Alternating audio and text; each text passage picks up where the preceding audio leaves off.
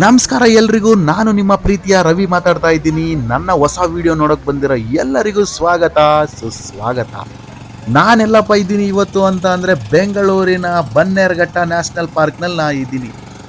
ಇದಿರೋದು ಕೇವಲ 24 ಕಿಲೋಮೀಟರ್ ನಮ್ಮ ಬೆಂಗಳೂರಿಂದ. ಏನಪ್ಪ ಇದರಲ್ಲಿ ವಿಶೇಷತೆ ಅಂತ ಅಂದರೆ, ಇದು 1974ರಲ್ಲೇ ಇದು ಎಸ್ಟಾಬ್ಲಿಷ್ ಆಗಿದೆ, ಸ್ಥಾಪನೆ ಆಗಿದೆ. ಇದು ಟೋಟಲ್ಲು 260 ಚದರ ಕಿಲೋಮೀಟರ್ ವ್ಯಾಪ್ತಿಯಲ್ಲಾಗಿದೆ ಅಂತೆ.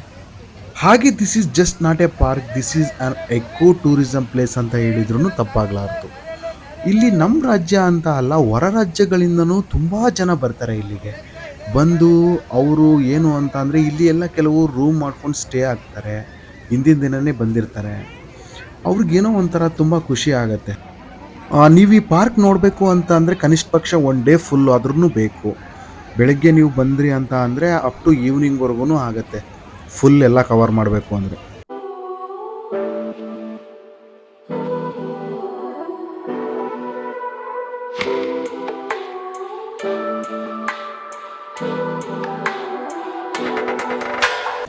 ಜಸ್ಟ್ ಟಿಕೆಟ್ ತೊಗೊಂಡಿದ್ದೀನಿ, ಬನ್ನಿ ಒಳಗಡೆ ಹೋಗೋಣ, ಏನಿದೆ ಹೇಗಿದೆ ಅಂತ ಫುಲ್ ಎಕ್ಸ್ಪ್ಲೋರ್ ನಾನು ಮಾಡ್ತೀನಿ. ನೋಡಿ, ಫಸ್ಟ್ ವ್ಯೂ ನಮಗೆ ಈ ರೀತಿ ಕಾಣ್ತಾ ಇದೆ. ಇಲ್ಲಿರುವಂಥ ಮರಗಳು, ಹಾಗೆ ತಣ್ಣಗೆ ಬೀಸ್ತಾ ಇರುವಂಥ ತಂಗಾಳಿ. ಏನು ಅಂದರೆ, ಬೆಂಗಳೂರಲ್ಲಿ ಬರೇ ನಾವು ಟ್ರಾಫಿಕ್ ಅಂತೇಳಿ ಸುತ್ತಾ ಇರ್ತೀವಿ. ಒಂದು ಒಳ್ಳೆ ರಿಫ್ರೆಶ್ಮೆಂಟ್ ಬೇಕು ಅಂತ ಅಂದರೆ ಖಂಡಿತವಾಗ್ಲೂ ಇಲ್ಲಿ ಬನ್ನಿ. ನೋಡಿ, ಈ ರೀತಿ ನಿಮಗೆ ಗಾಡಿಗಳು, EV ಗಾಡಿಗಳು ಸಿಗುತ್ತೆ. ನಿಮ್ಮ ಕೈಯಲ್ಲಿ ನಡೆಯೋಕ್ಕಾಗ್ತಾ ಇಲ್ಲ, ವಯಸ್ಸಾಗಿದೆ ಅಂತ ಅಂದರೆ ಈ EV ಗಾಡಿಗಳಲ್ಲಿ ಕೂಡ ಹೋಗ್ಬೋದು ನೀವು. ಹಾಗೆ ನನ್ನ ಕಣ್ಣಿಗೆ ಫಸ್ಟಿಗೆ ಬಿದ್ದಂಥ ಪ್ರಾಣಿ ಯಾವುದಪ್ಪ ಅಂತ ಅಂದರೆ ಅದೇ ಝೀಬ್ರಾ. ಆ ವೈಟ್ ಆ್ಯಂಡ್ ಬ್ಲ್ಯಾಕಲ್ಲಿ ನಾನು ನೋಡೋದೇ ಒಂಥರ ಎಷ್ಟು ಆನಂದವಾಗಿರುತ್ತೆ ಅಂದರೆ ಸಕ್ಕತ್ತಾಗಿರುತ್ತೆ. ನೋಡಿ, ಇಲ್ಲಿ ತೆಂಗಿನ ಗರಿಗಳಲ್ಲಿ ಯಾವ ರೀತಿ ಕಟ್ಟಿದ್ದಾರೆ ಅಂತ. ಈ ಬಿಸಿಲು ಬಂದರೂ ಕೂಡ ನಮಗೆ ಒಂದು ಚೂರು ಬಿಸಿಲು ಬೀಳಲ್ಲ. ಇದು ಯಾವ ರೀತಿ ನೋಡೋಕ್ಕಿದೆ ಅಂತ ಅಂದರೆ, ಮನೆ ಮುಂದೆ ನಾವು ಚಪ್ರ ಹಾಕ್ತೀವಲ್ವಾ, ಸೇಮ್ ಅದೇ ರೀತಿನೇ ಲುಕ್ ಆ್ಯಂಡ್ ಫೀಲ್ ಕೊಡುತ್ತೆ.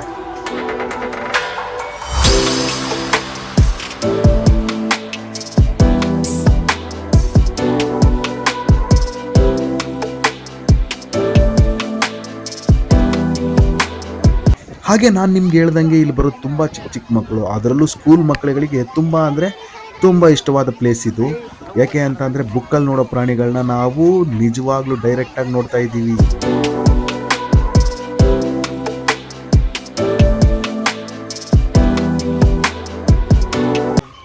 ಇಲ್ಲೊಂದು ರೂಟ್ ಮ್ಯಾಪ್ ಕೊಟ್ಟಿದ್ದಾರೆ, ಯಾವ್ಯಾವ ಕಡೆ ಏನೇನಿದೆ, ಯಾವ್ಯಾವ ಪ್ರಾಣಿಗಳಿದಾವೆ ಅಂತ ನಾವು ಈಸಿಯಾಗಿ ಫೈಂಡ್ ಮಾಡಿಕೊಂಡು ಎಲ್ಲ ಕಡೆನೂ ನಾವು ಸುತ್ತಾಡ್ಕೊಂಡು ಬರಬಹುದು.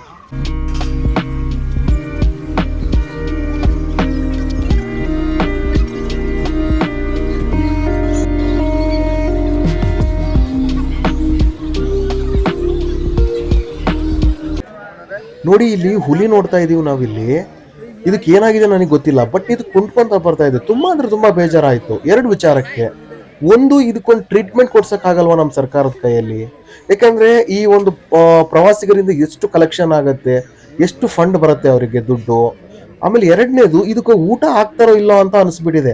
ಯಾಕೆಂದ್ರೆ ಒಂದು ಪ್ರಾಣಿಗಳಿಗೆ ಇಷ್ಟು ಸರ್ಟೈನ್ ಫುಡ್ ಅಂತ ಇಷ್ಟು ಅಂತ ಬೇಕು. ಅವು ಎಷ್ಟು ತೆಳ್ಳಗಾಗಿದಾವೆ ಅಂತ ಅಂದ್ರೆ, ಇಷ್ಟೇನಾ ಹುಲಿ ಇಷ್ಟು ಇರುತ್ತಾನೆ, ಇಷ್ಟೇನಾ ವೆಯ್ಟ್ ಇದ್ರದ್ದು ಅಂತ ಅನ್ನೋ ಒಂದು ಲೆವೆಲ್ಗೆ ಅವು ಅಷ್ಟಿದಾವೆ. ಇನ್ನೊಂದು ಹೇಳ್ಬೇಕಂದ್ರೆ, ಈ ಕೇಜ್ ಕಟ್ಟೋ ಅವಶ್ಯಕತೆ ಏನಿಲ್ಲ. ಯಾಕೆ ಅಂದ್ರೆ ಯಾರು ಬಂದ್ರು ಏನು ಮಾಡ್ಕೊಳಕ್ಕೆ ಆಗಲ್ಲ, ಅಷ್ಟು ಶಕ್ತಿನೇ ಇಲ್ಲ ಅದ್ರಗಳ ಹತ್ರ. ತುಂಬಾ ಅಂದ್ರೆ ತುಂಬಾ ಮನ್ಸಿಗೆ ಬೇಜಾರಾಗತ್ತೆ. ಏನಪ್ಪಾ ಅಂತಂದ್ರೆ, ಅದಕ್ಕೊಂದು ಒಳ್ಳೆ ಟ್ರೀಟ್ಮೆಂಟ್ ಸಿಗ್ಲಿ ಅಂತ ನನ್ನ ಕಡೆಯಿಂದ ಹೇಳ್ತಾ ಇದ್ದೀನಿ.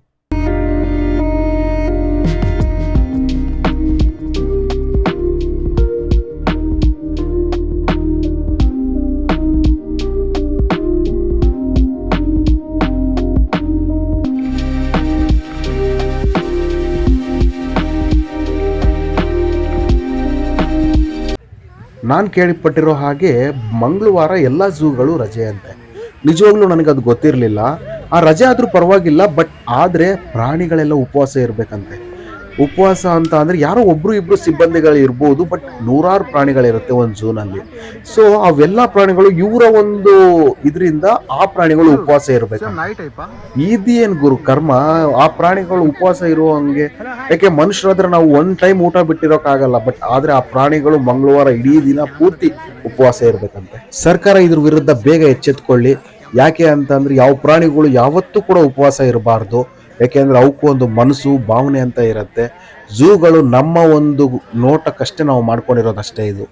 ಹಾಗೆ ನಾವಿಲ್ಲಿ ಬಂದರೆ ನಮಗೊಂದು ಕೆರೆ ಸಿಗತ್ತೆ.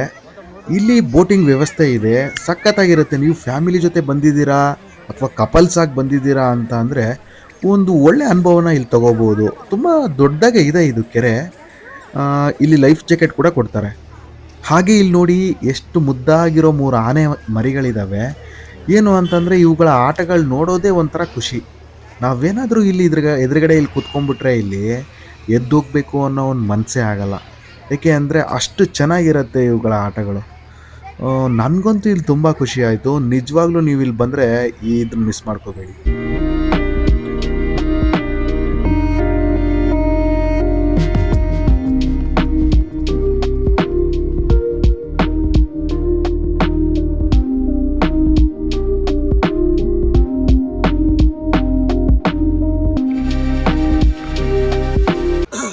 ನೋಡಿ ಇಲ್ಲಿ ನಾವು ಚಿರತೆಗಳ ಹತ್ರ ಬಂದಿದ್ದೀವಿ. ಟೋಟಲ್ 3 ಚಿರತೆಗಳಿದ್ದಾವೆ.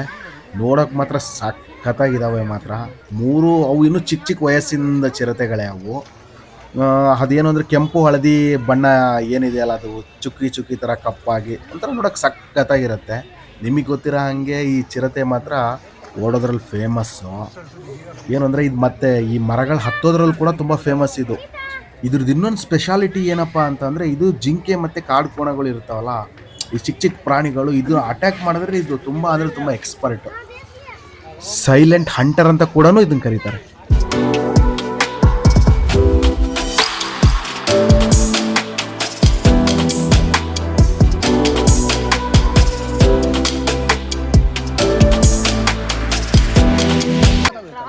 ಇಲ್ಲಿದೆ ನೋಡಿ ಕಾಡಿನ ರಾಜ ಸಿಂಹ. ಇದು ಎಷ್ಟು ಸ್ಟ್ರಾಂಗು ಅಂತ ನಿಮಗೆ ಗೊತ್ತಿದೆ. ಬಟ್ ಇದು ಬದುಕೋದು ಕೇವಲ 12ರಿಂದ 15 ವರ್ಷ ಮಾತ್ರ. ಇದು ಗಂಡು ಸಿಂಹ ಆದರೆ ಒಂದು 150ರಿಂದ 250 kg ಇರುತ್ತೆ.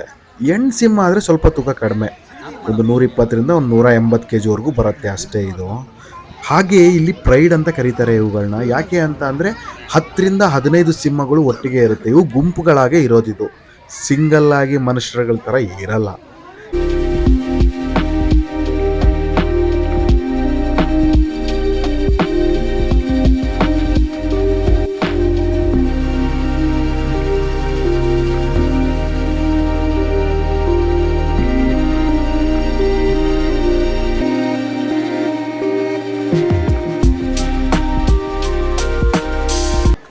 ಹಾಗೆ ಮುಗಿಸ್ಕೊಂಡು ನಾನು ಇವಾಗ ಪಕ್ಷಿಗಳಿರೋ ಕಡೆ ಬಂದಿದ್ದೀನಿ. ನೋಡಿ ಲವ್ ಬರ್ಡ್ಸ್ಗಳು, ಮಕಾವಂತ ದೊಡ್ಡ ದೊಡ್ಡ ಪಕ್ಷಿಗಳಿಲ್ಲೆಲ್ಲ ನಮಗೆ ನೋಡೋಕ್ಕೆ ಸಿಗುತ್ತೆ. ನೋಡೋಕ್ಕೆ ಸಖತ್ತಾಗಿರುತ್ತೆ. ಎಲ್ಲರೂ ಕೂಡ ಕ್ಯಾಮ್ರಾ ವಿಡಿಯೋ ಆನ್ ಮಾಡಿಕೊಂಡೇ ಇಟ್ಕೊಂಡಿರ್ತಾರೆ. ಈ ಥರ ಪಕ್ಷಿಗಳು ಅಂತ ಅಂದರೆ ಬೇಸಿಕಲಿ ಎಲ್ಲರೂ ಫೋಟೋಶೂಟ್ ಅಂತೂ ಸಖತ್ತಾಗಿ ಮಾಡ್ತಾರೆ. DSLR ಕ್ಯಾಮ್ರಾಗಳು ತೊಗೊಂಬಂದಿರ್ತಾರೆ. ತುಂಬ ಚೆನ್ನಾಗಿರುತ್ತೆ ಒಂಥರ ಫೋಟೋಗಳು ಶೂಟ್ ಮಾಡೋದಕ್ಕಾಗಲಿ. ನೋಡಿ ಅದು ವೈಟ್ ಕಾಗೆ, ಅದು ಸಖತ್ತಾಗಿದೆ ಅಲ್ವಾ? ಇಲ್ಲಿ ನೋಡಿ 3 ಪಕ್ಷಿಗಳು ಯಾವ ರೀತಿ ಕೂತ್ಕೊಂಡಿದ್ದಾವೆ. ಅವಕ್ಕೂ ಗೊತ್ತಾಗತ್ತೆ ಅಂದ್ಕೊಳ್ತೀನಿ. ಸಖತ್ತಾಗಿ ಅವು ಫೋಸ್ಗಳು ಕೊಡ್ತವೆ.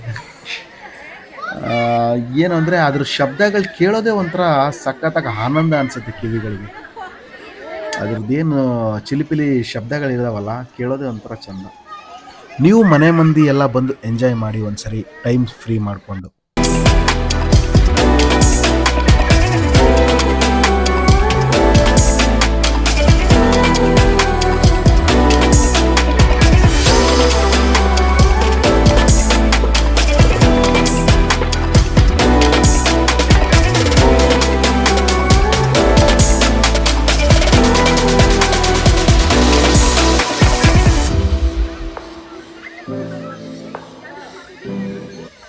ಎಲ್ಲ ಪಕ್ಷಿಗಳು ನನಗಂತೂ ನೋಡಿ ತುಂಬ ಖುಷಿ ಆಯಿತು. ನಾವು ಜೀವನ ಪೂರ್ತಿ ಬರೀ ಲೈಫ್ ಬ್ಯುಸಿ ಸ್ಕೆಡ್ಯೂಲಲ್ಲೇ ಕಳೀತಾ ಇರ್ತೀವಿ. ಈ ಥರ ಯಾವಾಗಾದರೂ ಔಟಿಂಗ್ ಬಂದು ನಾವು ಈ ರೀತಿ ಪಕ್ಷಿಗಳ ಒಂದು ಇಂಪಾದ ಒಂದು ಚಿಲಿಪಿಲಿನ ಕೇಳ್ತಾ ಇದ್ದರೆ ಕಿವಿಗೇನೋ ಒಂಥರ ಆನಂದ.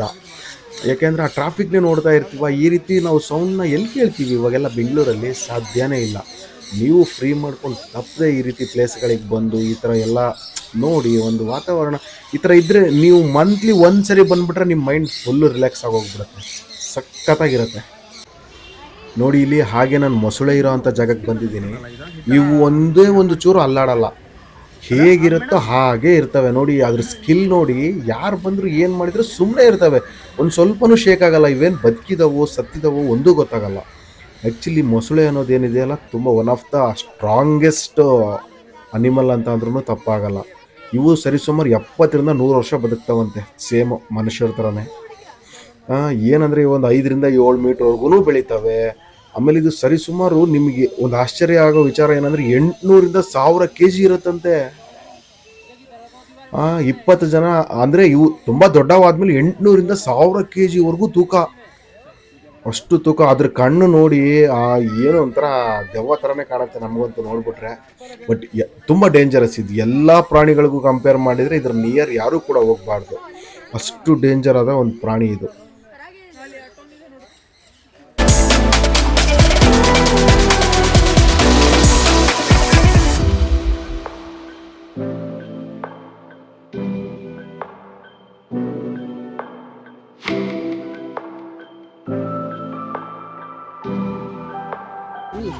ಹಾಗೆ ನಾನು ನಡ್ಕೊತ ಇಲ್ಲಿಗೆ ಬಂದಿದ್ದೀನಿ, ಬಾತ್ಕೋಳಿ ಇರೋ ಹತ್ರ. ಇಲ್ಲಿ ಬಾತ್ಕೋಳಿ ಏನಪ್ಪ ಅಂತ ಅಂದರೆ ಇವೆಲ್ಲ ಇನ್ನು ಕೆಲವೆಲ್ಲ ಡಕ್ಕಗಳಿದ್ದಾವೆ, ಬಾತ್ಕೋಳಿ ಮಾತ್ರ ಅಂತ ಅಲ್ಲ. ಸೊ ಅವೆಲ್ಲ ಹೆಂಗೆ ಅಂತಂದರೆ ಗುಂಪುಗಳಲ್ಲಿರೋದು. ಯಾವುವು ಈ ಮನುಷ್ಯರು ನಾವೆಲ್ಲ ಇಂಡಿವಿಜುವಲ್ ಆಗಿ ಇದ್ದಂಗೆ ಅವೆಲ್ಲ ಇರಲ್ಲ. ಅವಕ್ಕೆಲ್ಲ ಒಂದು ಗುಂಪು ಬೇಕು. ಸೊ ಎಲ್ಲ ಗುಂಪುಗಳಲ್ಲಿ ಇರ್ತವೆ ನೋಡಿ. ಅವೆಲ್ಲ ಎಷ್ಟು ಚೆನ್ನಾಗಿ ಆಡ್ತವೆ. ಅವಕ್ಕೆಲ್ಲ ಇಷ್ಟವಾದ ಆಹಾರ ಏನಂದರೆ ಅದೇ ಮೀನು. ಅಲ್ಲಿ ನೋಡಿ ಮೀನು ಇದೆಯಲ್ಲ, ಅದು ಆ ಮೀನು ಅದಕ್ಕೆ ತುಂಬ ಅಂದರೆ ಇಷ್ಟ. ಸೊ ಹಂಗಾಗಿ ಇವರೇ ಈ ಬನ್ನೇರುಘಟ್ಟದಲ್ಲಿ ಅವುಗಳಿಗೆಲ್ಲ ಮೀನುಗಳನ್ನ ಇವರೇ ಕೊಟ್ಟಿದ್ದಾರೆ. ಸೊ ಒಂಥರ ಸುಮಾರು ಒಂದು 100 ಇದ್ದಾವೆ ಇಲ್ಲಿ. ಒಂದು 100 ಇರ್ಬೋದು ಏನಪ್ಪ, 100 ಮೇಲೆ ಇದ್ದಾವೆ. ಎಲ್ಲ ನೀರಲ್ಲಿ ಆಟ ಆಡೋದಾಗಿರ್ಬೋದು, ಇನ್ನೋದಾಗಿರ್ಬೋದು, ಸಖತ್ತಾಗಿದೆ ಒಂಥರ ನೋಡೋದಕ್ಕೆ. ನಾನು ಇಲ್ಲೇ ಎದುರುಗಡೆ ಒಂದು 5 ಮಿನಿಟ್ಸು ಇವಾಗಿನ ಕುತ್ಕೊಂಡು ಬಂದೆ, ನೋಡಿಕೊಂಡು ಸಖತ್ತಾಗಿದ್ದಾವೆ ನೋಡಿ. ಮೇಲೆ ಎಲ್ಲ ಅವು ಏನು ಅಂದರೆ ಹೊಟ್ಟೆ ಎಲ್ಲ ಫುಲ್ ಆದಮೇಲೆ ಅವು ಕೆಲವು ಪ್ಲೇಸ್ಗಳನ್ನ ಮಾಡ್ಕೊಂಡಿರ್ತವೆ, ಅಲ್ಲೇ ಹೋಗಿ ಅವು ಕುತ್ಕೊಂಡ್ಬಿಡ್ತವೆ ಎಲ್ಲ. ಇಲ್ಲಿ ಕೆಳಗಡೆ ಮೀನು ಅದು ಎಲ್ಲ ತಿಂದು.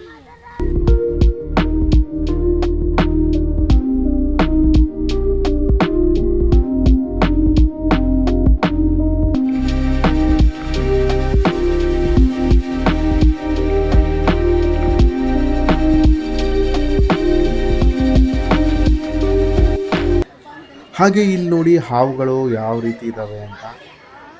ಇಲ್ಲಿ ತುಂಬ ವಿಷಕಾರಿ ಹಾವುಗಳು ಇದ್ದಾವೆ, ಹಾಗೂ ವಿಷ ಇಲ್ಲದೇ ಇರೋ ಹಾವುಗಳು ಇದ್ದಾವೆ, ಕೆರೆ ಹಾವುಗಳಿದ್ದಾವೆ, ಕಾಳಿಂಗ ಸರ್ಪ ಹಾವುಗಳು, ತುಂಬ ಥರ ಹಾವುಗಳಿದ್ದಾವೆ.